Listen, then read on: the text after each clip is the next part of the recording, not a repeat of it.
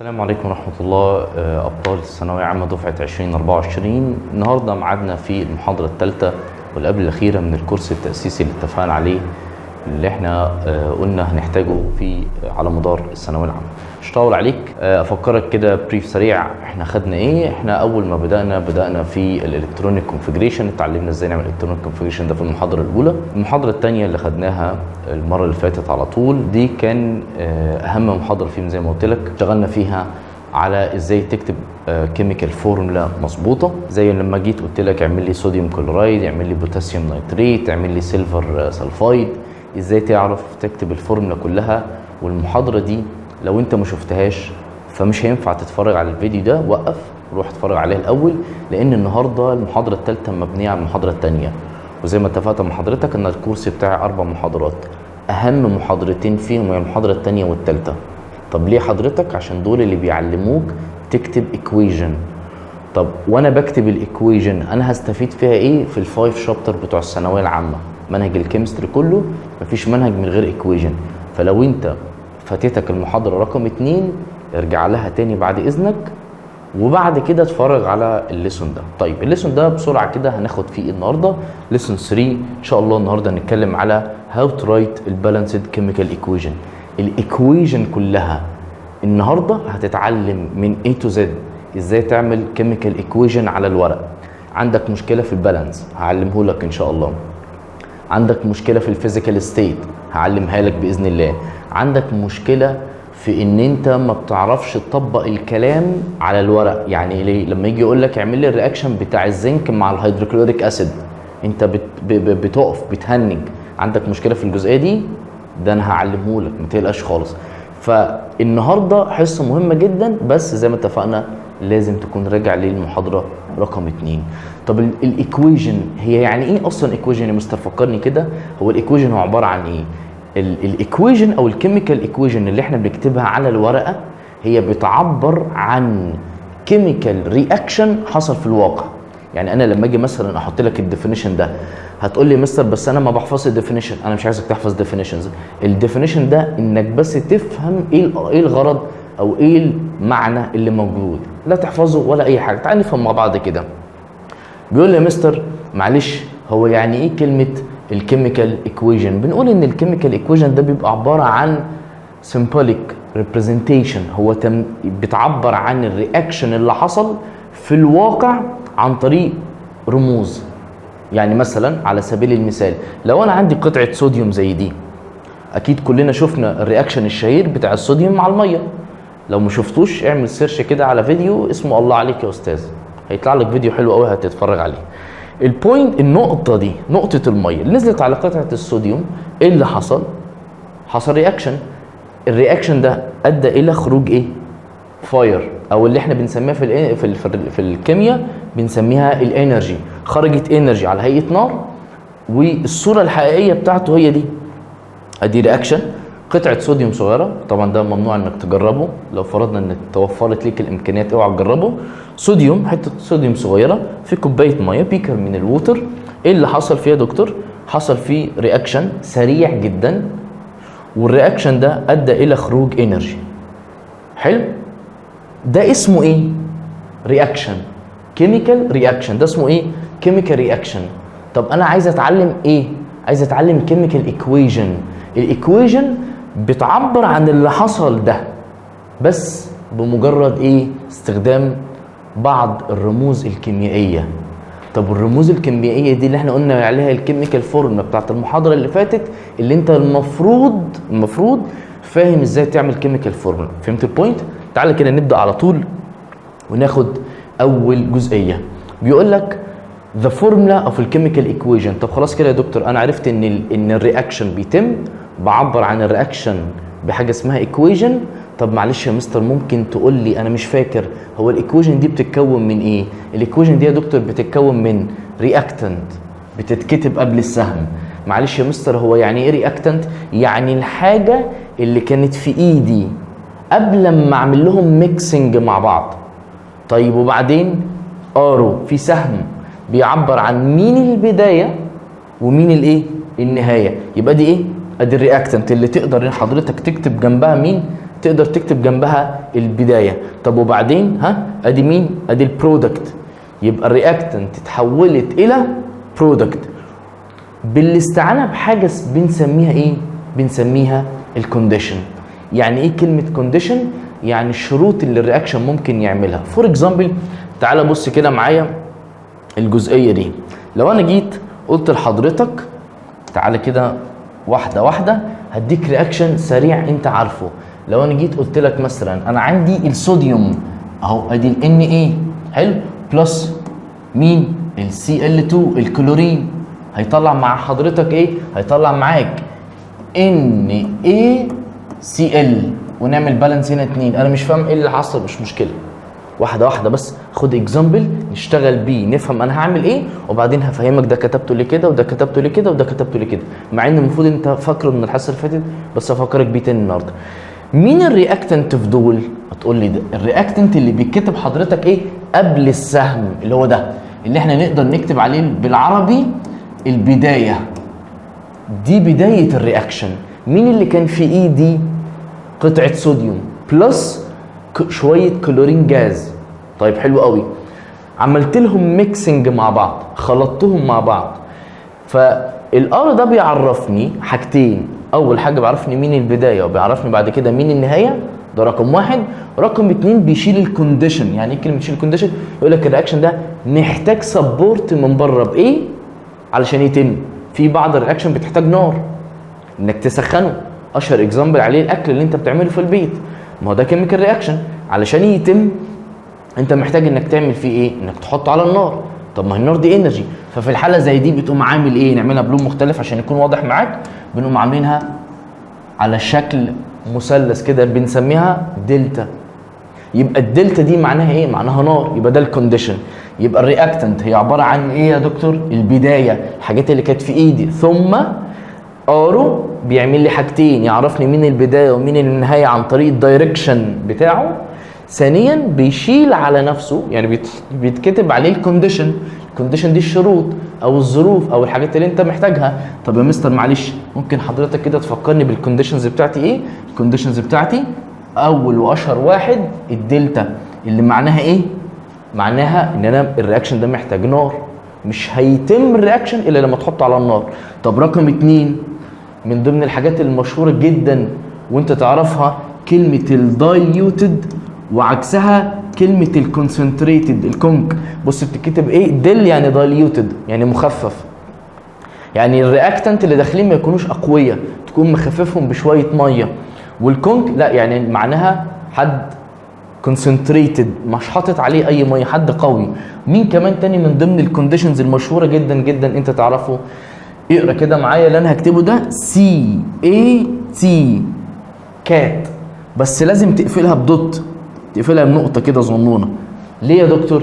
كلمه كات مش معناها قطه، لا كلمه كات دي معناها اختصارا لكلمه كاتاليست. ومعلومه ليك في الكيمستري احنا ما بنكتبش الرموز كلها، ما بنكتبش الكلمه كلها، مش في الكيمستري بس في اغلب الساينس. فبنيجي نقوم حاطين دوت في الاخر، اعرف ان الكلمه دي ناقصه او اعرف ان ده معناه اختصار. يبقى كلمه كونسنتريشن كلمه طويله، انا لما باجي اكتبها بكتبها كونك صح واقفل بدوت. كلمه دايليوتد او دايليوشن كلمه كبيره، لا انا بختصرها يا دكتور بعد اذن حضرتك اهو بعملها كده. كلمه كاتاليست كبير، لا بس انا ما بكتبهاش كلها كامله يا مستر، انا بكتبها باختصار وادي الدوت اهي. يبقى فهمت الكونديشن ده عباره عن ايه؟ طيب تمام. بعد ما وصلنا للحته دي فين البرودكت؟ الناتج الريزلت النهائي بقى اللي هو كان الهدف الاساسي بتاع ان انا اعمل الرياكشن، هو ده اللي بيتكتب بعد السهم اسمه برودكت. يبقى مره ثانيه يا دكتور معلش فكرني كده حضرتك، يعني الكيميكال ايكويشن ايه الفورمولا بتاعتها؟ ايه مكوناتها؟ 3 مكونات اساسيين: رياكتنت، برودكت، كونديشن على السهم. ده البدايه اللي كان في ايدي، ده النهايه ده اللي انا كنت عايز اوصل له، ودي الظروف اللي انا كنت محتاجها عشان الرياكشن يتم. مظبوط كده؟ فور اكزامبل تاني الرياكشن ده، بص بقى معايا الرياكشن ده همسح هنا كده علشان بس ايه الكلام ما يخشش في بعض وتبقى تايه معايا. الرياكشن ده لما اجي اقول لك اختبار سريع كده، فين الرياكتنت؟ A و B ولا C و D؟ هتقول لي لا الرياكتنت بتوعي A و B. عرفت منين؟ عشان كتبوا قبل السهم. البرودكت اهو سي ودي، وسهم بيعرفني مين؟ الكونديشن. يبقى انا كده فهمت في السلايد دي حاجه مهمه قوي، ايه هي مكونات الرياكشن. طيب لما نيجي بقى ناخد الاكزامبل اللي جاي اللي هو واحد مهم جدا. طب انا دلوقتي يا مستر عرفت الكيميكال ايكويشن وعرفت ان انا اعملها. طب الكيميكال رياكشنز اللي انا بعبر عنها بايكويشن بتتقسم لكم نوع؟ انواع كتير جدا. هل انا هدرسهم كلهم؟ لا، انا هديك اهم 3 انواع بييجوا من نوعين كبار جدا. النوع الاولاني بنقول عليه الايه؟ الكومباينيشن رياكشن، اتحاد، معايا حاجه ومعايا حاجه بحط الحاجتين على بعض، ده اسمه كومباينيشن. او السبستيتيوشنال، بشيل حاجه واحط مكانها حاجه تانية، يبقى مره تانية. يبقى يعني ايه الكومباينيشن؟ حاجه وحاجه احطهم مع بعض بقوا حاجه واحده. طب يعني ايه السبستيتيوشنال؟ يعني بشيل حاجه واحط حاجه مكانها. مظبوط كده؟ طيب يا مستر الكومبينيشن ليه كام اكزامبل؟ هو اكزامبل واحد بس. حلو، كتر خيره، سهل وبسيط. السبستيتيوشنال رياكشن ليها كام اكزامبل؟ لا ده ليها اكتر من اكزامبل، ليهم 2 دول اشهرهم. عشان ما حدش يقول لي هل بس دول؟ لا، هم في تانيين بس احنا ما بناخدش غير الحاجات البسيطه. اول نوع من انواع السبستيتيوشنال رياكشن سمبل او سنجل سبستيتيوشن. طب انا ليه كتبت لك المعنيين؟ لان الاثنين ممكن يجوا لك في الامتحان او يجوا لك في الورقه. لازم تبقى فاهم الكونسبت الكتير قوي اللي عندك في المنهج. كلمه سمبل سبستيتيوشنال معناها هي كلمه سنجل سبستيتيوشنال. طيب النوع الثاني عكس سنجل يبقى دبل سبستيتيوشنال. يبقى ده كده انواع الكيميكال رياكشن اللي موجوده عندي. مظبوط؟ طيب حلو، تعالى كده ناخد نوع نفصصه ونشتغل عليه وناخد عليه اكزامبل وكويز، ويبقى كده خلصنا الايه؟ الحصه بتاعتنا. بيقول لك ذا كومباينيشن رياكشن، اول نوع عندك في الكيميكال رياكشن اللي هو نوع مين؟ الكومباينيشن. بجيب حاجه واحط عليها حاجه يديني حاجه واحده. فور اكزامبل بص معايا كده، انا جبت الاي حطيته مع البي، طلع مين؟ طلع اي بي. فين الرياكتنت؟ اهي. فين البرودكت؟ اهي. وادي الارو اللي بيحط الكونديشن. سيبك دلوقتي من الكونديشن. مظبوط؟ طيب معلش يا دكتور كده معايا، انا بعد ما خلصت الجزئيه دي ممكن تديني اكزامبل، والاكزامبل ده هتاخد بالك منه قوي في اللي انا هعمله. بص الاكزامبل ده اللي هو اللي احنا كنا لسه كاتبينه من شويه، ده اسمه ايه؟ صوديوم ان ايه. ده اسمه ايه؟ كلورين جاز. فاكر المره اللي فاتت قلت لك ده اسمه كلورين لما يبقى لوحده.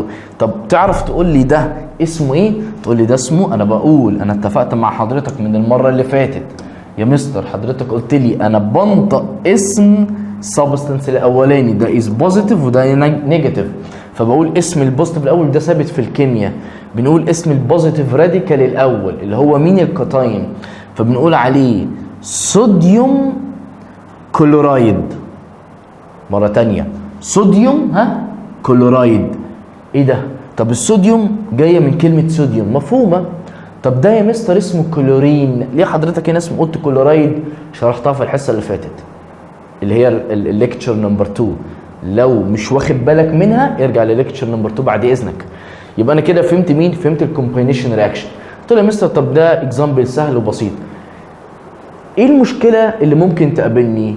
اكبر مشكله بتقابل طالب ثانويه عامه، يحول الكلام لرموز.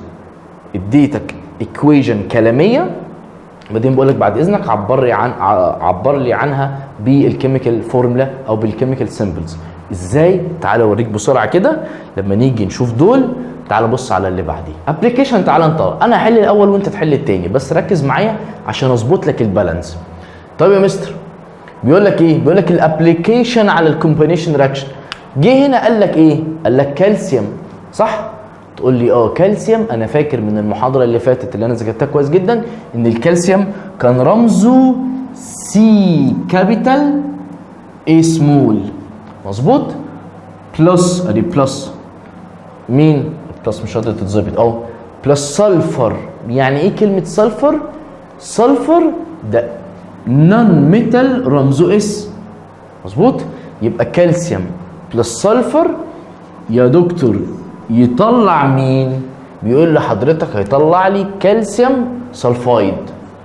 ايه بقى السيمبلز بتاعت الكالسيوم سلفايد؟ معرفش. تعال افكرك بمعلومه خدتها انت معايا الحصه اللي فاتت. اكتب كده معايا. قلت لي الحصه اللي فاتت ان الكالسيوم، هترجع للبي دي اف اللي انا شرحته الحصه اللي فاتت، هتقول لي الكالسيوم ده كان بيلوز 2 الكترون. مظبوط؟ هتقول لي والسلفر ده هتروح تلاقيه عندك في الورقه اللي انا قلت لك خدها لي سكرين شوت المره اللي فاتت، اسمه سلفايد. عشان لما بيلوز لما بيجين اسمه بيتغير. طيب بيجين قد ايه يا مستر؟ ده بيجين 2. اعمل كده كروس مالتيبليكيشن. تقول لي انا افتكرت من الحصه اللي فاتت ان حضرتك كنت بتقول ان الارقام لو زي بعض اكنسلهم، يبقى السي اي كانه باي 1 والاس كانه باي 1 والاثنين ما بيتكتبوش. يعني ايه يعني ال1 ما بيتكتبش؟ يبقى ده الكالسيوم سلفايد. صح؟ يبقى انا كده خدت ايكويجن. افرض ما كانش جايب لي ده، يعني افرض كان السؤال بيقول لي show by chemical equation the reaction between الكالسيوم and السلفر، وسكت وما قالكش هيطلع مين، عادي ينفع؟ طبعا انت تقدر تطلع. ما هو ايه التالت؟ ما هو مفيش غيرهم، هم دول هيطلعوه. والمره اللي فاتت الحصه اللي فاتت حضرتك اتعلمت انك تنطق الاسماء، فقلت لك بتقول اسم البوزيتيف الاول زي ما هو كالسيوم يبقى كالسيوم، وبتقول اسم النيجاتيف بتحط له اي دي اي، يبقى بدل ما كان سلفر سلفايد. فهمت البوينت دي؟ طب وقف الفيديو وحل لي الاكزامبل ده كده بعد اذنك، وبعد ما تحل تعالى راجع معايا. طيب هعتبر انك وقفت الفيديو وتعالى كده نبدا واحده واحده. هو بيقول لي هنا ايه؟ بيقول لي الالومنيوم. مظبوط؟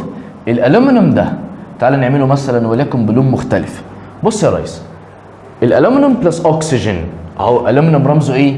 هتقول لي اي ال، انا فاكره ده من المحاضره اللي فاتت. اي كابيتال ال سمول بلس اكسجين ادي الاو 2. هتقول لي معلش حضرتك ليه كتبت الاكسجين او 2؟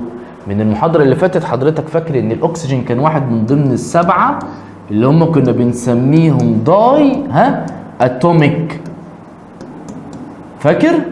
داي اتوميك يعني ما بيتكبوش لوحدهم، لازم يتكتبوا مرتين. لو مش فاكر ارجع للمحاضره رقم 2 يا دكتور. وهيطلع مين؟ معرفش. تعالى نعمل درافت زي ده بالظبط. تعالى نعمل واحد تاني هنا. الالومنيوم ارجع كده للبي دي اف اللي انا بعته لك وقول لي الالومنيوم بيلوز كام؟ هتقول لي الالومنيوم ده يا مستر كان اي ال بيلوز 3 الكترون. مظبوط. والاكسجين ده يا مستر بعد اذن حضرتك هتقول لي ده او بيجين 2. خد بالك ان انا لما جيت كتبته هنا كتبت او ما كتبتوش او 2. برضه في المحاضره رقم 2 يطلع مين حضرتك؟ ده باي ده وده باي ده، يبقى اي ال 2 او 3. يبقى الالومنيوم يتكتب الاول اي ال كام؟ تاخد 2. او تاخد كام؟ تاخد 3. حلو، انا كده كتبت الاثنين ايكويشن. اخر حاجه مهمه جدا بالنسبه لك البالانس. هو اصلا يعني ايه كلمه بالانس؟ البالانس باختصار شديد الكوانتيتي، كميه اللي قبل السهم لازم تكون قد كميه اللي بعد السهم. وده كلام منطقي جدا. ما ينفعش ان احنا احط مثلا لو انا معايا 3 كور او 4 كور، جبت 4 كور حطيتهم في قلب علبه وقفلت عليهم كويس جدا، ينفع اجي بعد شويه اطلع الاقيهم مثلا بقوا 2 او بقوا 1؟ ما ينفعش. ففي الكيمياء نفس الكلام، ان الكوانتيتي بتاعت الماتيريال لا مش هتتغير، اصل هتروح فين؟ يبقى لا بتزيد ولا بتنقص، لا بتزيد ولا بتنقص. حد يقول لي طب ما ممكن يحصل لها فولاتايل تتبخر او ايفابوريشن، صح؟ فولاتايل اللي هي بتتطاير، او ايفابوريشن بتتبخر او اي حاجه. لا هنا ما عندناش الكلام ده. احنا هنا بنعتبر ان انت قافل على الرياكشن 100%، فبالتالي ما فيش حاجه هتيجي من بره زياده ولا حاجه هتخرج بره. يبقى خد بالك بقى من الحته دي. يبقى بنقول ان ادي الرياكتنت لازم تكون قد مين؟ قد البرودكت. طب تعالى كده يا مستر معايا معلش عشان انا ما بعرفش اعمل بالانس، ساعدني فيه. تعالى نعمل بالانس بلون مختلف. ناخد مثلا اللون الاصفر. بص يا ريس معايا، امسك element وقيسه. ده سي اي داخل كام مره؟ مره واحده. طب ده هنا السي اي داخل كام مره؟ خارج مره كام مره؟ مره واحده، يبقى زي الفل. هنا الاس السلفر داخل كام مره؟ مره واحده. هنا الاس خارج كام مره؟ مره واحده. بس خلاص، يبقى مش محتاجه بالانس؟ لا، دي كده زي الفل يا دكتور. مش محتاجه بالانس؟ لا مش محتاجه بالانس. طب تعالى بقى مع اللي تحت، فكر كده معايا. ها، ده هنا كام؟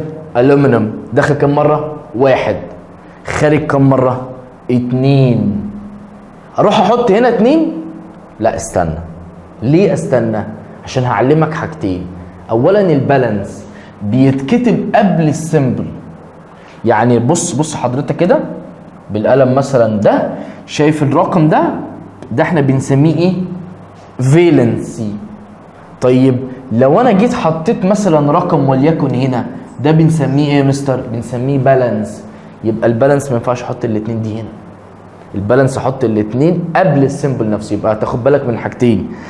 انت عندك رقمين بيتكتبوا في الايكويشن، رقم بيتكتب صغير تحت ده اسمه فالنسي، رقم بيتكتب كبير قبل السيمبل نفسه ده بنسميه بالانس. طيب يا مستر ماشي، مفيش مشاكل الكلام ده كله.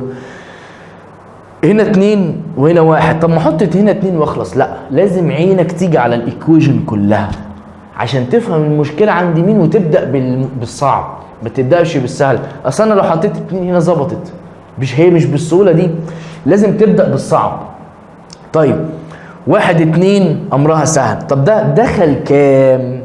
هتقول لي دخل واحد، اقول لك ما ينفعش، هنا مفيش رقم مكتوب.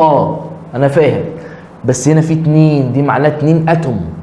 طب هنا كام اتوم دخلت يا مستر؟ ها، دخلت اتنين اتوم. خرجت كام اتوم يا مستر؟ خرجت تلاتة. يبقى ما ينفعش. يبقى مين الصعب؟ اللي دخل واحد وخرج اتنين، ولا دخل اتنين خرج تلاتة؟ انت عايز تخلي الارقام قد بعض، يبقى ابدأ بالاكسجين. ليه؟ لانه هو الصعب. طب اعمل ايه؟ دايما تفكر في انك تعكس الارقام. يعني ده هنا اتنين صح؟ ده هنا كام؟ تلاتة، مظبوط. طب ما انا ممكن اعمل حركة حلوة قوي. ايه هي الحركة الحلوة قوي؟ الاول بس تعالى كده نمسح، علشان ايه؟ ما يبقاش الكلام صعب عليك او متداخل. تمام؟ بص يا ريس كده معايا، نرجع تاني للارقام. الاكسجين خرجت تلاتة، دخلت اتنين. اعمل ايه؟ سويتش، بدل، هات الاتنين دي هنا بس تحطها فين؟ زي ما اتفقنا ان البالانس بيتكتب قبل السيمبل، يبقى حط اتنين كبيره هنا. شايف التلاته الصغيره دي؟ ما انت لسه بتكمل السويتش، تحطها هنا. ادي التلاته اهي، صح؟ يبقى 3 في 2 صح؟ مالتيبليكيشن بقى. 3 باي 2 كام؟ ها؟ هتقول لي ده ب6، يبقى دخلوا 6 اتوم. طب هنا شايف الاتنين دي يا مستر؟ مالها؟ بتتوزع. يعني ايه؟ يعني بيجي هنا وهنا، ولو كان في واحد تالت كان هيجي له برضه. يبقى هنا وهنا، يبقى ال2 دي باي ال3 دي يبقى كام؟ 6 برضه. يبقى عدد الاكسجين هنا كام؟ 6. ايه ده يا دكتور؟ كده يبقى الاكسجين دخل 6 خرج كام؟ 6. زي الفل. طب يا مستر الالومنيوم هنا داخل كام؟ 1 خرج كام؟ 2 باي 2 يبقى 4. يبقى هنا ده 1، ال1 ما بيتكتبش. اضرب كام في ال1 يبقى 4؟ هتقول لي 4. عشان كده قلت لك سيب الالومنيوم لانه واحد لوحده فسهل انك تعمل له بالانس. انما اللي كان صعب الاكسجين اللي كان داخل 2 وخارج 3، هو ده الصعب. تعمل ايه؟ تعمل سويتش. فهمت الفكره؟ يبقى ادي مين؟ ادي الابلكيشن على الكيميكال رياكشن الاولاني اللي هو بنسميه الكومباينيشن رياكشن. طيب تعالى نشوف النوع الثاني من الكيميكال رياكشن اللي هو السبستيتيوشن. واتفقنا ان السبستيتيوشن ده بيتقسم الى نوعين، النوع الاولاني سمبل والنوع الثاني الدبل. نبدا بالسمبل او السنجل سبستيتيوشن. اي مصطلح من الاثنين دول يقول لك الاثنين بنفس المعنى، خلاص انت فاهم الاثنين. تعالى كده مع بعضينا واحده واحده ناخد الفورمولا الاساسيه اللي هي دي. كلمه سمبل يعني حد واحد، او سنجل يعني حد واحد، صح؟ واحد دخل على الاثنين، مش واحد على واحد. لو واحد على واحد يبقى كومباينيشن، انما واحد على الاثنين يبقى سبستيتيوشنال. تعمل ايه؟ تعال اقول لك بس. بص يا ريس، اول حاجه مش ده واقف لوحده؟ تقول لي ادي له بوزيتيف تشارج. ليه؟ قال لك ده لازم يكون، اكتب كده معايا بالله عليك المعلومه دي، لازم الفرد اللي داخل لوحده ده لازم يخش، لازم هو يكون هاي اكتيف ميتال، يعني يكون اقوى من البي. مش فاهم حاجه يا مستر؟ تعالى اقول لك، اكتب بس انت كده هاي اكتيف، انا هختصر مش هكتب الكلمه كلها. يبقى ده هاي اكتيف. طب هاي اكتيف ايه؟ هتقول لي هاي اكتيف ميتال، سوري، هاي اكتيف ميتال. حلو. يبقى الهاي اكتيف ميتال اللي موجود عند حضرتك ده هنا لازم يكون اقوى من البي، يعني الاي اللي هو ده مور اكتيف ذان البي. طب والسي مالناش دعوه، السي دي مالهاش اي لازمه. ليه؟ هفهمك دلوقتي. طب يا مستر حضرتك قسمت ده بوزيتيف، اللي جنب منه ده نوعه ايه؟ هتقول لي ده نوعه بوزيتيف ونيجاتيف. يبقى نوعه بوزيتيف ونوعه ايه؟ نيجاتيف. يبقى البوزيتيف ده لما يجي يمسك هيمسك في مين؟ هيمسك في البوزيتيف اللي زيه ولا في النيجاتيف؟ طبعا بوزيتيف مع بوزيتيف ريبولشن. يبقى بالتالي انا عايز بوزيتيف مع نيجاتيف، يبقى الايه يقوم واخد مين؟ السي اهو، نفس البوزيتيف نفس النيجاتيف، والبي هو اللي يطرد بره يبقى بوزيتيف. يبقى الايه ريبليس مين او طرد مين من مكانه؟ طرد البي. يبقى لازم الايه يكون اقوى من البي. اما السي فهي كده كده اللي هتيجي هتمسك فيه، هي ما عندهاش شخصيه، ما فيش اي مشكله معاها، اللي هيجي هي هتمسك معاه. يبقى الايه لازم يكون اقوى من البي علشان يربلس البي. طب يا مستر ينفع العكس؟ يعني ايه؟ يعني ينفع اقول البي تعمل رياكشن مع السي اي او الاي سي، سوري طبعا لازم البوزيتيف يتكتب الاول، فيطلع لي يا مستر بي سي زائد ايه؟ يبقى البي قدرت تربلس الاي وتاخد السي؟ لا ما ينفعش. ليه يا مستر؟ عشان السبب ده، لازم اللي داخل اللي هو الفرد اللي داخل لوحده لازم يكون انشط من الاكتف، من الميتال اللي جوه، اكتف عليه، احنا بنقول عليه اكتف او مور اكتف، اي مصطلح تفهمه استخدمه. يبقى لازم يكون السمبل او السنجل سبستانس مور اكتف ذان الكومباوند كله. طب والسترنث بتاعت الكومباوند بتعتمد على مين في الحته دي؟ بتعتمد على الاولاني، الشخص الايه؟ الاولاني. فور اكزامبل لو انا جيت قلت لك اعمل لي رياكشن بتوين الزنك اند الهيدروكلوريك اسيد، ده رياكشن، بالله عليك ركز معايا في الحته دي، تعالى معايا. الرياكشن اللي جاي بيقول لك ايه؟ بيقول لك يا مستر اعمل لي ايكويشن ما بين الزنك اند الهيدروكلوريك اسيد. هتقول لي الزنك رمزه ايه؟ هتقول لي الزنك رمزه زد ان، صح؟ زد كابيتال ان سمول، ادي السمبل بتاعته. طيب بلس هيدروكلوريك اسيد. تقول لي لا انا مش عارف مين ده، تايه عن دماغي. لو انت عارف ان هو اتش سي ال كتر خيرك، لو مش عارف اتش سي ال هعلمك. تعال اوريك حاجه مهمه قوي. كلمه هيدرو معناها ايه؟ هيدروجين اهو، صح؟ كلوريك جاي من كلمه الكلورايد سي ال. طب يا مستر انا عايز اعرف الاتش بيلوز كام، بما انه هو بيتكتب الاول يبقى اكيد بيلوز. اقول لك صح. هتفتح المحاضره اللي فاتت قلت لك في البريودك تيبل اللي كان موجود عندك، قلت لك اي حد موجود في جروب ال1 A يبقى بيلوز كام؟ هتقول لي بيلوز 1، صح؟ اهو ادي 1. وقلنا طبعا مالناش بالبوزيتيف والنيجاتيف. طب والسي ال كانت بتجين كام؟ هتلاقيها في جروب ال7 A، علمتك برضو المره اللي فاتت محاضره رقم 2 ان هي بتجين كام؟ بتجين 2. سوري بتجين 1، معلش حقك عليا. اعمل يا مستر الكروس مالتيبليكيشن، حاضر. يبقى دي الزنك دخل له واحد، هيدروكلوريك اسيد يبقى رمزه ايه؟ HCl 1 1 اهو. انا قلت لك البوزيتيف نيجاتيف ما بيتكتبوش، والواحد كده كده ما بتتكتبش. تعالى بقى يا باشا بالله عليك ركز معايا في الحته اللي جايه دي. بيقول لي ايه؟ بيقول لي ممكن بقى تديني البرودكت تايب، ده زيه زي الايه وده زيه زي البي، والسي ال هي زيها زي السي. يبقى الزنك ياخد الاتش ولا ياخد ده؟ مش فاكر، لا افكرك بطريقه حلوه قوي وسهله. قسم بوزيتيف نيجاتيف زي ما علمتك فوق كده. يبقى الزنك لوحده اللي لوحده ياخد تشارج ايه؟ بوزيتيف. والاتش سي ال اللي بيبدا بياخد البوزيتيف وده بياخد الايه؟ بياخد النيجاتيف. يبقى الزد ان تاخد السي ال والاتش تطلع لوحدها. فصص كده معايا المعلومات دي وتعالى نشوف. زد ان مع الاتش اهو يا باشا. ادي الزد ان مع مين؟ سوري مع السي ال. ادي مع السي ال.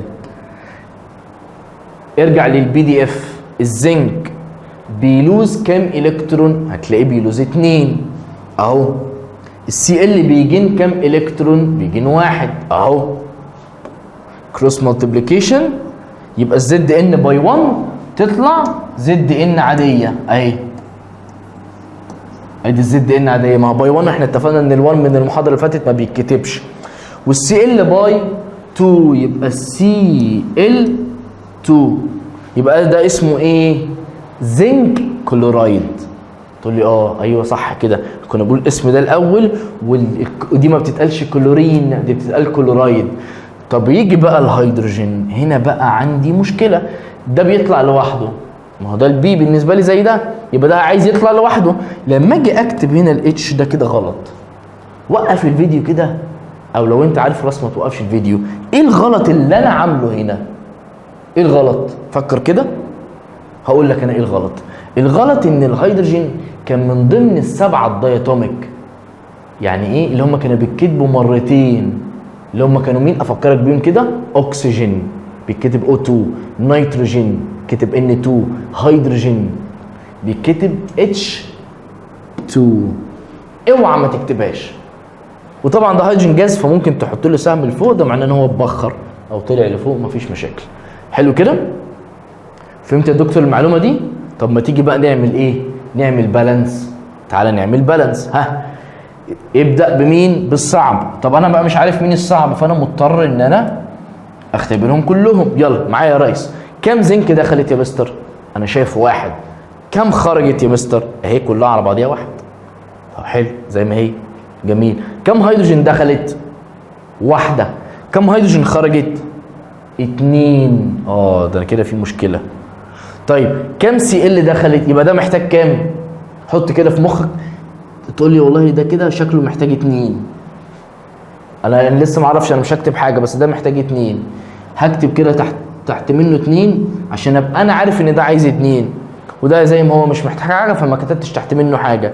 والسي ال هنا يا مستر دخلت كام؟ 1. خرجت كام؟ 1. لا خرجت 2 اهي. تاخد بالك. تقول لي يا مستر دي الرقم ده خاص بالسي ال بس، الزنك هنا 1. هتقول لي طب يا مستر في اللي فات، في البالانس اللي فات انت كنت قلت لي ان الرقم بيتضرب فيهم كلهم. يا باشا ده الرقم اللي بيتكتب قبل اللي هو البالانس مش الفالنسي. الفالنسي خاصه بكل واحد، البالانس عام على الكومباوند كله. خد بالك. يبقى الاثنين دي باي ده بس ملناش دعوه بده.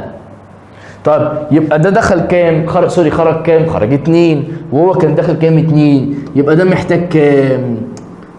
هتقول لي محتاج 2 برضه. يبقى ده محتاج 2 وده محتاج 2. سهله قوي الحته دي، قوم حاطط 2 للجميع. هنا بقى البالانس يتضرب فيهم كلهم، انما الفالنس تتضرب في بتاعه بس لوحده. يبقى كده زنك 1 زنك 1، H2 H2، Cl2 Cl2 زي الفل. فهمت يا ريس الكلام اللي انا قلته؟ بالله عليك سكرين شوت للحته دي كده ماشي. انا هطلع لك بره تاخد سكرين شوت مهم قوي عشان كل التفاصيل دي، الهاي اكتف واجي هنا ده يبقى ده لو اكتف، والحته دي لازم تذاكرها كويس قوي. هيجي بعد كده اسئله وخصوصا في شابتر 2 في المنهج بتاعك في ثالثه ثانوي. الحته دي بيجي عليها اسئله كتير ورخمه. ده البيزكس بس. فخد سكرين شوت تمام، وتعالى بعد كده نشوف الدنيا تبقى عامله ازاي. ندلت. طبعا ده الاكزامبل اللي انا كنت لسه مديهولك. ايه اللي ناقصه؟ كان الناقص البالانس، تحط 2 هنا خلاص عملناها. خد بقى معايا الاكزامبل دول. محتاجك انك توقف الفيديو دقيقه لكل ايكويشن من دول، يعني توتال دقيقتين. وقف دقيقتين وتعالى اعمل معايا الاثنين ايكويشن دول. وقف وارجع لي. طيب هعتبرك وقفت الفيديو وهعتبرك رجعته واشتغلت والدنيا تمام معاك. واحده واحده كده مع بعضينا نبدا. اول حاجه نكتب بالقلم لون احمر مثلا، بيقول لي show by chemical equation the reaction between المغنيسيوم and silver nitrate. مغنيسيوم ده حد لوحده، ايه السيمبل بتاعه؟ تقول لي انا فاكر كان رمزه ام جي، ام كابيتال جي سمول عشان هو اليمنت واحد، بلس سيلفر نيتريت. معرفوش يا مستر؟ تعالى يا باشا على جنب هنا نعرف. وبيقول لك سيلفر، صح؟ السيلفر دي بتبقى عباره عن ايه؟ هتقول لي السيلفر ده رمزه اي جي، والنيتريت من الحصه اللي فاتت كنا قلنا ان هي اتوميك جروب كان اسمها NO3. طب الاي جي بيجين كام؟ بيجين 1، والان او 3 سوري ده بيلوز 1، اسف مش بيجين، ده بيلوز 1، والان او 3 بيجين 1. اعمل يا دكتور كده الكروس مالتيبليكيشن 1 1 يبقى ينزلوا زي ما هو، ما فيهاش اي تعديل. يبقى ادي الاي جي ان كابيتال او كابيتال. خدت بالك يا دكتور ان الاي جي اتكتبت واحده كابيتال واحده سمول؟ ماشي. انما لما جيت عند الان او 3 كتبتهم كلهم كابيتال. ليه؟ قلناها المحاضره اللي فاتت، عشان كلهم اسمهم اتوميك جروب فلازم تتكتب السيمبلز بتاعتها ايه؟ كلهم كابيتال. يلا يا مستر انا زي الفل كده، كمل معايا، اقسم معايا يا باشا بعد اذن حضرتك بوزيتيف نيجاتيف، ده لوحده يبقى بوزيتيف، ده اتنين مع بعض يبقى اقسم معايا كده بوزيتيف نيجاتيف. طيب كويس. عايز انا ايه بقى تاني يا مستر؟ عايز اخد البوزيتيف مع النيجاتيف. ام جي هتاخد النيتريت. انا مش فاكر حاجه، تعال افكرك. هتقول لي ادي الام جي وادي النيتريت NO3. يا مستر الام جي من المحاضره اللي فاتت كانت بتاخد 2 او بتلوز 2 الكترون، اما النيتريت فهي ما بتتغيرش، واحد واحد. اعمل يا دكتور كده الكروس مالتيبليكيشن، يلا معايا. يبقى الام جي باي 1 بكام؟ ام جي زي ما هي. طيب والان او 3 باي 2 اعملها ازاي؟ فكرني، قلت لك المحاضره اللي فاتت اي اتوميك جروب لازم احطه جوه براكت، واقوم حاطط الان او 3 بتاعتي واديها الرقم اللي هي اتضربت فيه من بره البراكت. اوعى اللخبطه في دي توديك في داهيه. زي ما قلنا الناس اللي كانت بتحب تعمل كومن فاكتور وكلام مش مفهوم. بلس ركز معايا يا ريس. مين بقى؟ يبقى الام جي خدت النيتريت والاي جي يترمي في الزباله لوحده. هتقول لي ايوه صح، يبقى الام جي يبقى الاي جي سوري يطلع لوحده. تعالى نعمل بالانس مع بعض، وتعالى نطلع معلومه عبقريه مع بعضينا برضه. اول حاجه نفصص كده عينك على الايكويجن كلها في الاول. يلا بسرعه كده. ام جي واحد ما اكتبش تحت منه رقم، انا كده عارف ان هو ايه؟ كفاءه. اي جي واحد كفاءه رقم 2 زي الفل. النيتريت بقى هنا في الاتوميك جروب في البالانس، شايف الرقم ده ولا كانه مكتوب؟ يعني ايه؟ مش دي كلها يا مستر على بعض اتوميك جروب؟ هتقول لي انا فاكر حضرتك قلت لنا اتوميك جروب. اقفل كده، حط كانك بتحط براكت وهمي. يعني ايه وهمي؟ يعني مش موجود. هل في رقم مكتوب بره البراكت؟ سيبك من الثلاثه دي من شكلها طبيعتها ان هي معاها 3، انما ده مش فالنسي. يبقى الان او 3 كلها على بعض متكرره كم مره؟ مره واحده. ايه ده يعني مش 3؟ لا، انت عارف ان هي متكرره لما تلاقي فيه براكت ومكتوب رقم هنا. يبقى النيتريت هنا كام؟ 1. النيتريت هنا كام؟ 2. ليه؟ عشان في 2 بره. اوعى حد يقول لي 6، يقول لي 2 في 3 ب6، حسبي الله ونعم الوكيل. لا، انت بتقفل البراكت كله وتشوف الرقم اللي بره البراكت، مالكش دعوه بالباقي. مظبوط يا دكتور؟ يبقى هنا النيتريت كام؟ 2. هنا النيتريت كام؟ 1. طب يا مستر اعمل انا ايه بقى في الحته دي؟ هقول لك على حاجه بسيطه قوي هتعجبك. معلش بقى ايه، ارجع الكلام تاني. ادي دي ام جي ودي ان او 3، دي 3 بس مظبوطه اهي. ماشي يا ريس. يبقى انا عايز اخلي الان او 3 دي 2. البالانس بيتحط فين؟ بره مش تحت، بره اهو. بص حطيت 2 هنا. ليه؟ لان هي خرجت 2 وانا عايز اخلي دي متكرره مرتين، فيبقى لازم اضربها في 2 من بره خالص. اهو، يبقى 2 اي جي ان او 3. يبقى دي كده بقت ايه؟ 2 ودي 2 ودي واحده ودي واحده. الاي جي هنا كام؟ باي 2. ليه؟ مش احنا اتفقنا ان البالانس بيحصل له ملتبلاي الاثنين دول صح؟ في ده وفي ده. طب ما هي باظت كده. يبقى الاي جي هنا كام؟ 2. الاي جي هنا كام؟ 1. يبقى لازم انا احط هنا كام؟ 2. تمام؟ طيب لو عندك مشكله في الجزئيه دي راجع نفسك فيها تاني. تعال نشوف الاكزامبل اللي بعد منه. بيقول لي ايه؟ بيقول لي شو باي كيميكال رياكشن او الكيميكال ايكويشن الاسكانديوم، ودي رخمه شويه بس لو انت ذاكرت المحاضره اللي فاتت كويس هتعرف تجيبه، لان انا ذكرت لك الاسكانديوم قبل كده والفالنسي بتاعه اللي هو ب3. اسكانديوم مع سلفوريك اسيد. هتقول لي طب ده بقى دي مشاكل. الاسكانديوم اولا السيمبل بتاعه ايه يا مستر؟ اس سي. هعرفه منين يا مستر؟ ده مش مكتوب في ورقه البي دي اف اللي انت اديتها لي المره اللي فاتت. لا بس انا شرحته المره اللي فاتت. تمام؟ اسكانديوم حلو بلس، بيقول لي بلس مين؟ بلس سلفوريك اسيد. ورقه وقلم بقى كده معايا. شايف كلمه اسيد دي؟ اي حد اسيد يبقى لازم يبدا ب اتش. يبقى السلفوريك اسيد لو انت تايه عن معناه يبقى كلمه سلفوريك اسيد، كلمه اسيد دي معناه ان هو بدا بايه؟ بدا ب اتش. يبقى اجي على جنب كده واقوم كاتب اتش. طب كلمه سلفوريك جايه من كلمه سلفيت. سلفيت اللي هي SO4 اتوميك جروب.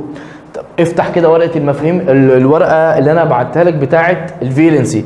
الاتش هتلاقيه موجود في جروب ال1A يبقى بيلوز 1. السلفيت في ورقه البي دي اف كانت بنيجاتيف 2 يعني احط لي هنا 2، فاقوم عامل كروس مالتيبليكيشن اتش باي 2 يبقى دي الاتش 2 والاس او 4 باي 1 يبقى زي ما هي هتبقى اس او 4 فالنسي. طلع يا باشا معايا كده. يبقى انا كده ادي الشكل. هتقول لي طيب تمام. فكرني يا مستر كده بالايه؟ بالفالنسي سوري بالتشارج. بوزيتيف داخل لوحده يبقى بوزيتيف، نيجاتيف سوري بوزيتيف نيجاتيف. لما الاثنين اللي مع بعض اللي بيتكتب الاول بوزيتيف، ما تعملش الغلط اللي انا عملته دلوقتي، هو كان بوزيتيف. حلو. سكانديوم ياخد الاس او 4. طيب تعالى هنا على جنب نعملها هنا على جنب.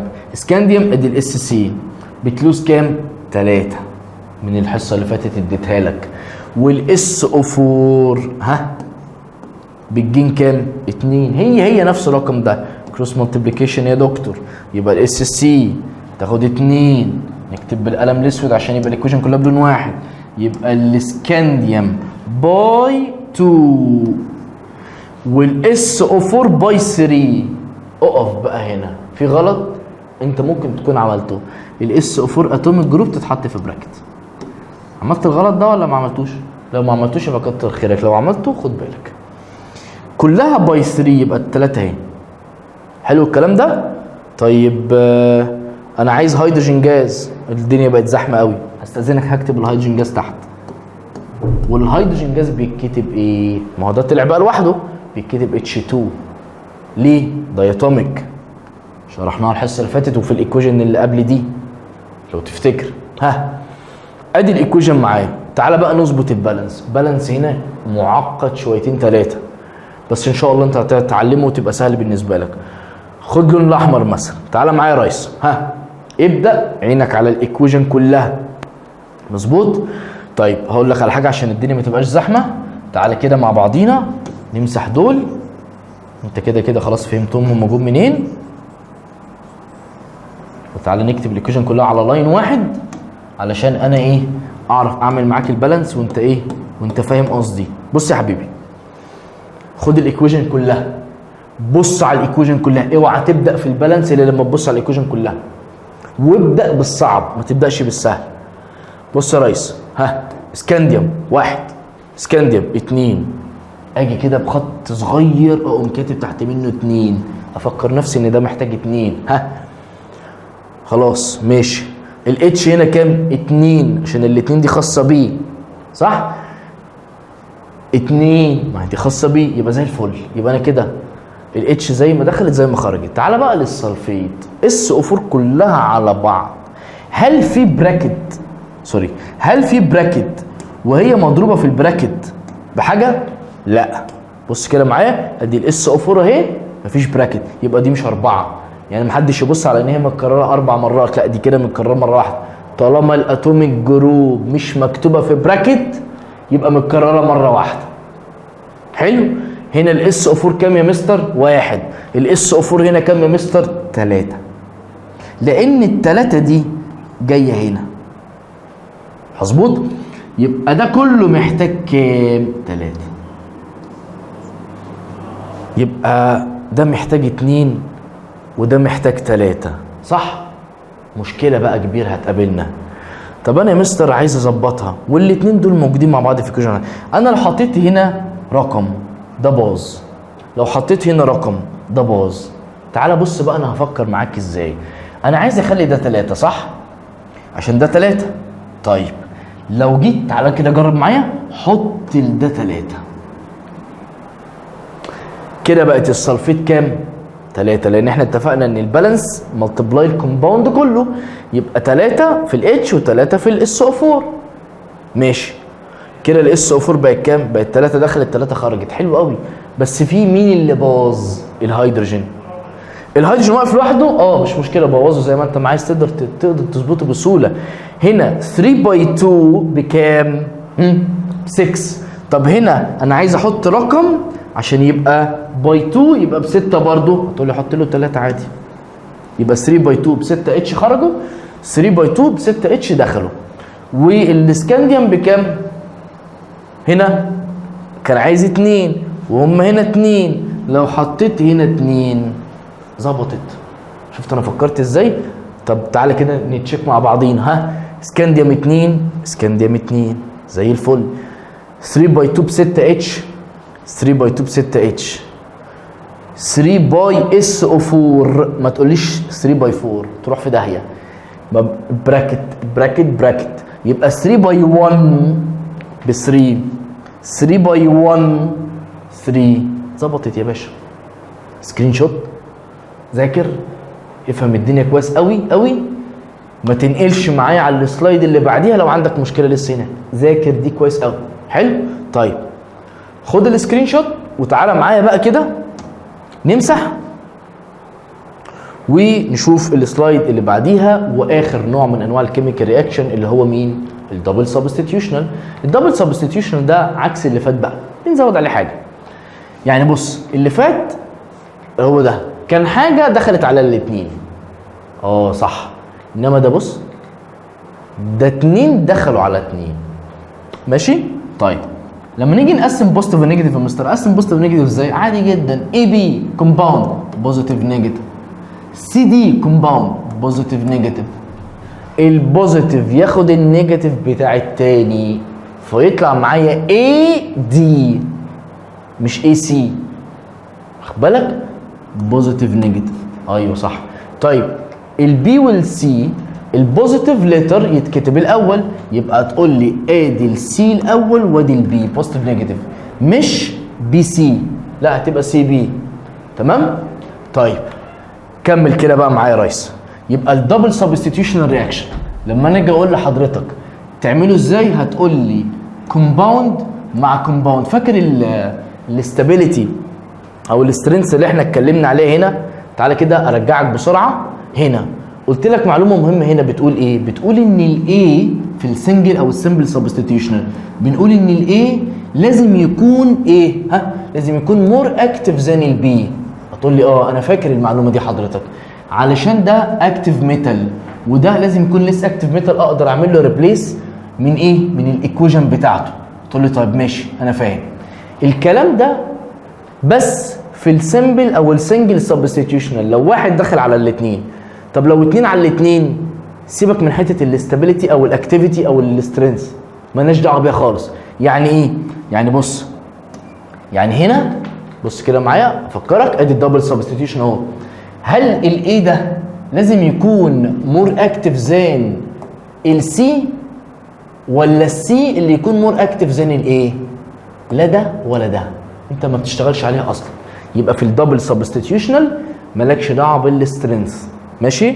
طيب يا ريس ماشي، انا فهمت كده يا مستر. حضرتك بقى عايز تقول لي ايه هنا؟ عايز تقول لي ان انت لما بيكون في كومباوند داخل على كومباوند، ادي بوزيتيف داخل على نيجاتيف، بوزيتيف داخل على نيجاتيف، يبقى البوزيتيف ياخد النيجاتيف يطلع اي دي، البوزيتيف ياخد النيجاتيف والبوزيتيف بيتكتب الاول، فتكتبها لي سي بي مش بي سي. ماشي؟ عشان بس ما تتلخبطش، يبقى دي بوزيتيف نيجاتيف بوزيتيف نيجاتيف. كويس خالص. طيب فور اكزامبل، لو انا جيت في رياكشن زي ده بقول لك تعال نشوف الايكويشن دي ايه اللي حصل فيها. انا هشيلها تاني بسرعه عشان ايه ما ولا كانك شفت حاجه. تعال نمشي بيها واحده واحده كده مع بعض. هو بيقول لي في الايكويشن دي ايه؟ بيقول لي ممكن توريني الرياكشن بتاع السيلفر بتاع الصوديوم سلفايد مع السيلفر نيتريت. زي ما اتفقنا من المحاضره اللي فاتت، المحاضره اللي فاتت علمتك فيها الكيميكال فورمولا، انت بتاخد الاسم وتطبقه في ايه؟ في الفورمولا. بص معايا يا ريس، اول حاجه تيجي تبداها اعمل كده معايا درافت، ها؟ وهنا درافت. ده درافت هيبقى لمين؟ للرياكتنت، والدرافت ده هيبقى لمين؟ للبرودكت. اعمل فيه يا دكتور واحده واحده. هو بيقول لي سيلفر نيتريت مع صوديوم سلفايد، الاثنين مع بعض. لما اجي انا اشتغل الاثنين مع بعض يبقى دول الاثنين اللي في ايدي، يبقى دول يتكتبوا في الرياكتنت سايد ولا في البرودكت سايد؟ تقول لي لا دول في الرياكتنت. اقول لك يبقى حلو قوي، خد كده تعالى معايا واحده واحده. بيقول لي صوديوم ايه؟ سلفايد. صوديوم رمزها ايه؟ ان كابيتال اي سمول، اللي شرحناها الحصه اللي فاتت. موجوده فين يا دكتور؟ موجوده في جروب ال1 ايه. فاكر الفالنسي؟ قلت لك ان دي بتلوز 1. هتقول لي انا مستر ما بعرفش احفظ الفالنسي. علمتك ان اي اليمنت في جروب ال1 ايه يبقى بيلوز 1. تفتح ورقه المفاهيم، اول ورقه عندك خالص في البريدك تيبل هتلاقي ان الان ايه موجود في جروب الايه؟ ال1 ايه، يبقى بيلوز 1. طب والسلفايد؟ اتفقنا ان المره اللي فاتت ان السلفايد او الاناين اللي بيتكتب تاني واحد يعني بيبقى اسمه متغير شويه، ترجعه لاصله تلاقي اسمه سلفر. السلفر رمزه اس. انا فاكر يا مستر ان هو كان في جروب 6 ايه تحت الاكسجين على طول، يبقى بيجين ايه يا دكتور؟ يبقى بيجين 2. اعمل كروس مالتيبليكيشن، اكتب معاه الايكويشن، هتقول لي يبقى اللي داخل اسمه Na2S. يبقى الاثنين دي جت منين؟ عشان ده. وزي ما اتفقنا ان الاس لو اتضرب او اي حد اتضرب في واحد، الواحد ما بيتكتبش. بلس معايا رايس، يبقى ده اول رياكتنت. هو بيقول لي صوديوم سلفايد بلس سيلفر نيتريت. ارجع كده للحصه اللي فاتت يلا بسرعه فكرني. سيلفر كان رمزه ايه؟ ايه كابيتال جي سمول، عشان هو اليمنت لوحده فبيتكتب واحد كابيتال واحد سمول. طب ده كان بيلوز قد ايه؟ قلت لك ده هتحفظه لي، ده بيلوز 1. مظبوط. طب ده من الترانزيشن اليمنت زي ما اتفقنا، قلنا لك ده هتاخدها في اول محاضره في سنه ثالثه ثانوي. مؤقتا هو بيلوز 1. طيب يا مستر مع مين؟ مع نيتريت. فكرني كده بالنيتريت رمزها ايه؟ هتقول لي النيتريت رمزها ان كابيتال او كابيتال 3. تقول لي معلش فكرني كده حضرتك، هو ليه كتبت الان كابيتال والاو كابيتال؟ لسه في الايكويشن اللي كانت من شويه قلت لك ان الان او 3 ايه؟ اتوميك جروب. الاتوميك جروب اللي بيميزها عن البيور ميتال ايه؟ عينك لما تيجي عليها تلاقي واحد كابيتال واحد سمول، تقول لي ده اليمنت لوحده. تلاقي كله كابيتال يبقى اكتر من اليمنت مع بعض مشكلين حاجه احنا بنقول عليها اتوميك جروب. طب الان او 3 بتجين كام الكترون في الورقه البي دي اف اللي بعتها لك في المحاضره اللي فاتت؟ هتقول لي ده بيجين 1. يلا يا ريس معايا كده كروس مالتيبليكيشن اي جي ان او 3. يلا يا باشا هتقول لي يبقى الاي جي باي 1 يبقى يتكتب زي ما هو. ايه ده؟ سوري. اي جي بص هو في ايه حاجه ظهرت، ماشي مفيش مشكله. بص يا ريس معايا، يبقى بلس الاي جي باي 1 يبقى ايه؟ مش هنغير فيه حاجه. الان او 3 كلها باي 1. فاكر قلت لك المره اللي فاتت انت بتحط الاتوميك جروب في براكت. طب هي مضروبه في واحد فالواحد ما بيتكتبش، يبقى ما تحطهاش في براكت. ادي ان او 3. حلو. هيطلع لحضرتك مين؟ معلش بقى عشان المساحه مش هتكفي هنكتب ادي البرودكت اهو. يبقى ادي الرياكتنت. هيطلع مين؟ تعال نشوف. هيطلع برودكت. البرودكت بقى ده هنعمله ازاي؟ بالطريقه دي. بوزيتيف نيجاتيف معايا كده بسرعه يا ريس. هتقول لي يبقى دي البوزيتيف نيجاتيف بوزيتيف نيجاتيف. اتفقنا ان البوزيتيف ياخد النيجاتيف، اكيد مفيش بوزيتيف مع بوزيتيف. الان ايه مع الان او 3. كومن ميستيك عند كل طلبه ثانويه عامه او اغلبهم، بينقل السيمبلز التانية بنفس الارقام دي؟ لا، الارقام الصغيره اللي هي الفالنسي دي خاصه بالكومباوند ده، انما انا لما اجي اخد الصوديوم في كومباوند تاني بكتبه ان ايه واحد بس. طيب يا مستر معلش فكرني كده هتعملها ازاي؟ حاضر، بص معايا يا ريس، الان ايه ها بايه؟ ادي اول واحد، مظبوط كده؟ طيب هتاخد مين؟ هتاخد ال NO3، هتاخد النيجاتيف NO3، ادي ال NO3، ادي واحد وواحد. اعمل يا دكتور كده كروس مالتيبليكيشن، يطلع معاك مين؟ NaNO3 بلس، انا كده ده اسمه ايه؟ صوديوم نيتريت. طب الاي جي ياخد الاس، بص معايا يا دكتور، يبقى الاي جي بيلوز 1 زي ما كتبته هناك، والاس ب2 كروس مالتيبليكيشن، يبقى اسمه AG2S.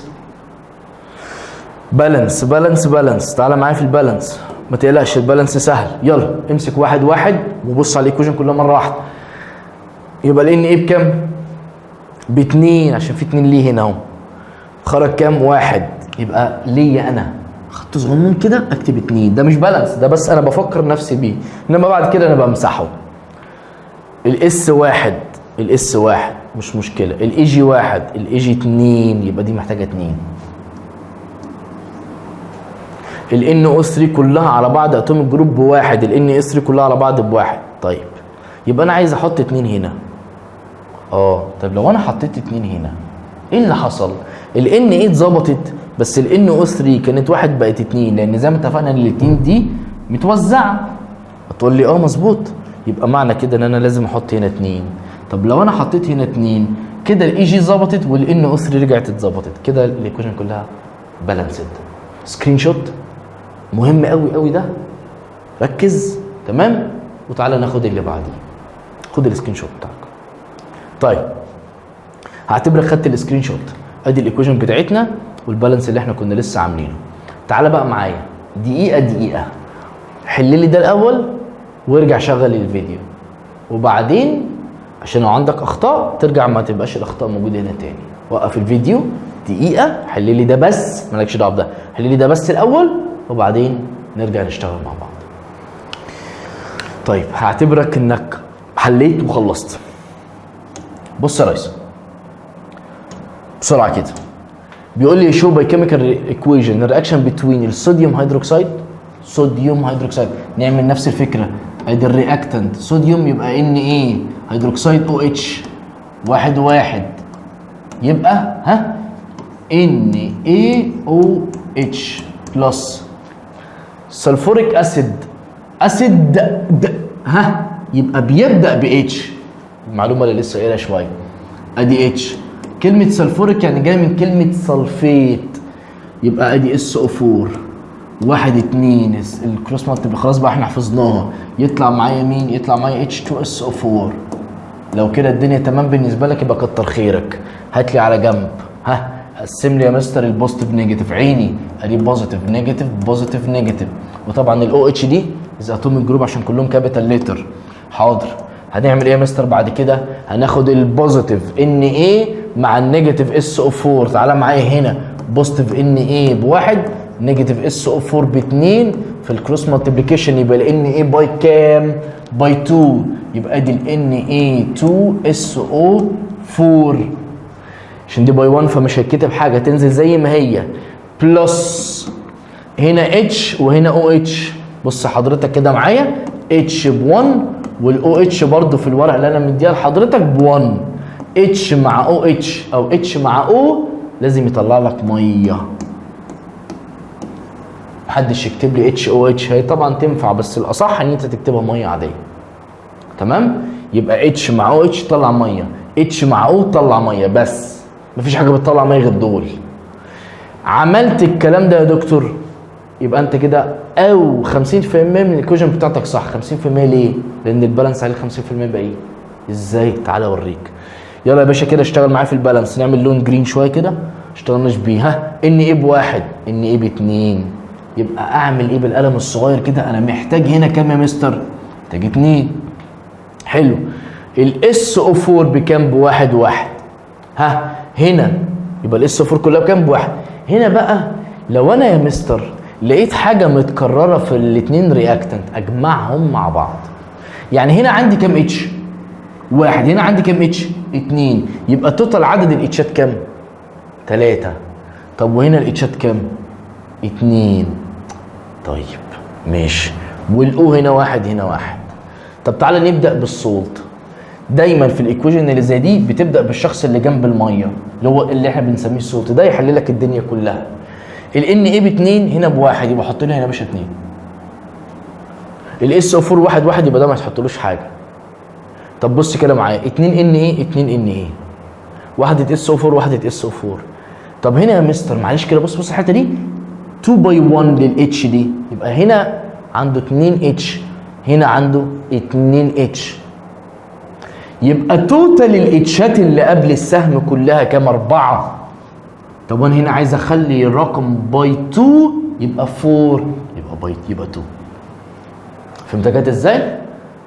بالانسد للايكويشن.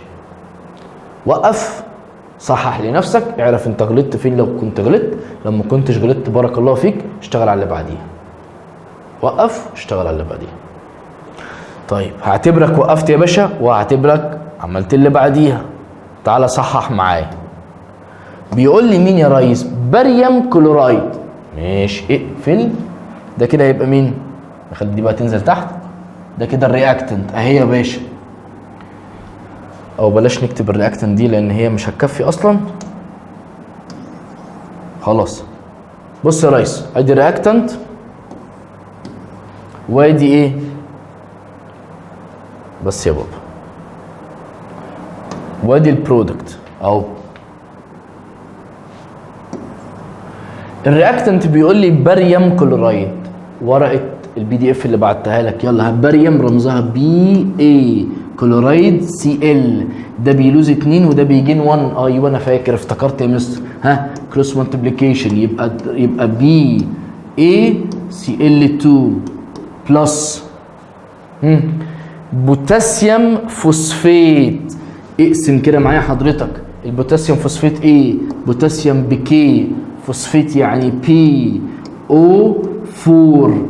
البوتاسيوم بيلوز 1، البي او 4 بيجين 3. كروس مالتيبليكيشن يبقى كي 3 بي او 4. ده كده زي الفل قوي يا مستر. طيب يا باشا ممكن بس يا ماما ممكن حضرتك يا دكتور تقول لي اقسم بوزيتيف نيجاتيف بوزيتيف نيجاتيف، يبقى البوزيتيف ياخد النيجاتيف، يبقى البي ايه هتاخد البي او 4. ابدا كده بي معلش، ادي البي ايه هتاخد البي او 4. طبعا البدايه بدات بده مع ده او ده مع ده مش هتفرق كتير، فما ما تشغلش نفسك بيها يعني. انزل انت لتحت شويه. يبقى دي بكام؟ دي بتلوز 2 وده بيجين كام؟ 3. كروس مالتيبليكيشن يبقى بي ايه ب3 يبقى بي ايه باي 3 هنا اهو. والبي او 4 اتوميك جروب يا دكتور. عرفت منين؟ كل الليتر كابيتال احطها جوه براكت. ادي بي او 4 باي 2 بلس الكي هتاخد السي ال. اقسم كده معايا هتقول لي يبقى الكي بتلوز 1. مالكش دعوه بالثلاثه دي، اوعى تاخدها معاك هنا. دي عشان كانت ماسكه في البي او 4، انما هنا هتمسك في حد تاني فتكتبها كي عادي لحد ما نشوف التاني هيديها قد ايه. نفس الكلام السي ال، نقلها سي ال ما تنقلهاش سي ال 2. ليه؟ لان الاثنين دي جت بسبب وجود البي اي، انما السي ال هنا يمسك في حد تاني فما تكتبلوش ال2. شوف هو التاني هيديله قد ايه. يبقى هنا بكام؟ بواحد. كروس مالتيبليكيشن كي 1 سي ال 1 يبقى كي سي ال. طيب تعالى يا باشا كام باريوم هنا؟ تعالى بقى ناخد لون مختلف. كام باريوم هنا؟ ناخد اللون ده. كام باريوم هنا؟ تقول لي 3. كام باريوم هنا؟ 1. طيب حط 3 اهو. كام بي او 4 هنا؟ 2. كام بي او 4 هنا؟ كلها دي على بعضيها 1. واوعى تقول لي دي 8 عشان دي اتفقنا خلاص بقى عليها. يبقى تحط هنا كام؟ 2. يبقى ده اتظبط ودول اتظبطوا. تعالى بقى نشوف الاخ ده. طب انا ليه يا مستر بدات ده؟ عشان ده المعقد. ده اللي فيه ارقام كتير، انما ده واحد واحد فده بسيط محترم هيتظبط لوحده. ها تعالى بقى كده شوف كام سي ال هنا في الكومباوند ده. شايف الثلاثه دي باي دي وباي دي، 3 باي 2 يبقى 6 سي ال، 3 باي 2 يبقى 6 كي، يبقى هنا 6 سي ال دخلوا وهنا 6 كي دخلوا، وواحد واحد يبقى ده محتاج 6 ده محتاج 6، يبقى حط له 6. فهمت الفكره؟ بسيطه، سكرين شوت، ظبط امورك، ذاكر كويس، وتعالى اقول لك على حاجه حلوه قوي. ايه هي الحاجه الحلوه؟ ان الحصه خلصت، دي احلى حاجه، الحصه خلصت. هتلاقيني باعت لك هوم ورك PDF اكسام ايكويشنز، درب نفسك عليها كويس قوي قوي قوي، اشتغل حل كتير، اي حاجه تقف معاك اكتب لي يا اما في الكومنت يا اما في الجروب اللي انت هتبقى موجود فيه. وبكده نكون خلصنا. انتظرونا في اخر محاضره ان شاء الله بتاعه الكيميكال كالكوليشن ان شاء الله المره الجايه. اشوفكم وبالتوفيق ان شاء الله. السلام عليكم.